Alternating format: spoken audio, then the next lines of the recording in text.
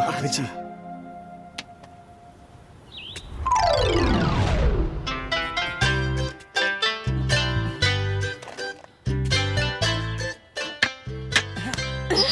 करम फूटा सत्यानाश होतो। टुअरा मुझौसा मुझे रहो ना तेरा अखियां में कच्चा फूट गइल बा का रे? हाँ लौकत नहीं खे। हमारा तो लौकता, हमरा गुलिया के थोड़ी लौकता ना, तो कगरी कट के निकल ना जाई। गुलिया के जैसन तू आन्हर हो गइल बाड़ा। कहा समहू आन्हर आती तो गुलिये के जैसन तोरा में सट जाती। सटे के इतना शौक बना तो हमरा घर पे हमरा बाबूजी से हमार हाथ मांग के दिखावा, तब जाने कि कितना बड़का हीरो बाड़ा। ए तकाल बारा बच्चे, तोरा घरे आब तोहर हाथ मांगब तोहरा बाबूजी से, और अकेला नहीं आएंगे हम, अब पूरा बाराती के साथ आए। अरे जरे ढोंगी जा। एक कल 12 बजे, एक कल 12 अरे बजे। हाथ ले जाओ। अरे अब ठीक